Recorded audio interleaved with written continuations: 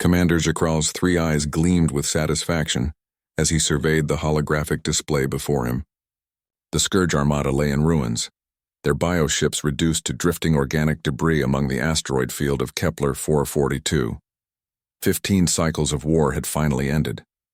The Galactic Council's combined fleet had achieved what many thought impossible.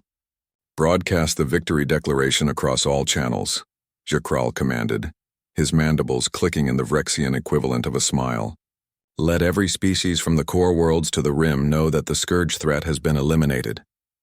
His communications officer, a crystalline litharn named Quartz 7, hesitated. "Commander, we're detecting a single vessel approaching from the outer system. Small configuration, unknown design." "Probably a scavenger," Jakral dismissed with a wave of his primary manipulator. "Ignore it. Focus on damage assessments and casualty reports." But Quartz 7's facets pulsed with uncertainty. "Sir, the vessel is broadcasting a council recognition code. It's ancient, pre-unification era." That caught Jakral's attention. Pre-unification codes hadn't been used in over 300 cycles, not since the great consolidation that brought the scattered species together under one banner. He pulled up the sensor data himself. The ship was indeed small, barely larger than an escape pod by council standards. Its design was primitive, angular where modern vessels were curved with visible seams and what appeared to be actual rivets along the hull. Most peculiarly, it was leaking thermal radiation like a broken reactor, inefficient and wasteful. "Hail them," Jakral ordered. The view screen flickered to life and Jakral felt his respiratory spiracles constrict in surprise. The being on the screen was unlike any species in the Council database. It stood upright on two legs, had bilateral symmetry and possessed only two eyes set in a flat face covered with pale skin. Thin fibers of brown material grew from its head. "This is Captain Sarah Chen of the Earth colonial ship Perseverance," the creature said, its mouth moving to form words in perfect galactic standard. "We received your distress beacon 14 years ago. Sorry we're late, had to come a long way." Jakral's mandibles hung open. 14 years impossible. That beacon was sent 3 cycles ago at the war's beginning. The human's face contorted in what the translator interpreted as confusion. 3 cycles? "Commander, I don't know what measurement you're using, but we've been traveling at 0.75 light speed for 14 Earth years. Where we come from, we don't have faster-than-light travel." A cold realization crept through Jakral's exoskeleton. This primitive species had traveled for over a decade in that tiny, inefficient vessel in response to a distress call. Without FTL capability, without stasis technology, based on the life support readings, the human had aged in transit.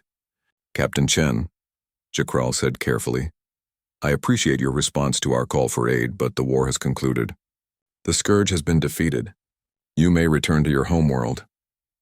Sarah Chen's expression shifted to something the translator labeled as grim determination. "Commander, with respect, I didn't travel 14 years to turn around at the finish line. We brought everything we could carry.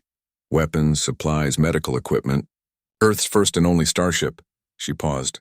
"We also intercepted Scourge communications during our approach. They're not defeated. They're regrouping in the Oort cloud." Jakral felt his combat glands release adrenaline analog. "That's impossible. We destroyed their fleet. We tracked every vessel." "You tracked every vessel you could see," Sarah interrupted. "Commander, we've been studying your fight for the past 6 months as we decelerated into the system. The Scourge use organic technology. They don't show up clearly on your sensors because you're looking for metal and energy signatures. But thermal imaging? She manipulated something off-screen. We count at least 50 bioships hiding in the comet belt, probably planning a counterattack while you celebrate." Quartz 7 quickly recalibrated the sensors, switching to thermal detection protocols that the Council rarely used. His facets flashed red with alarm.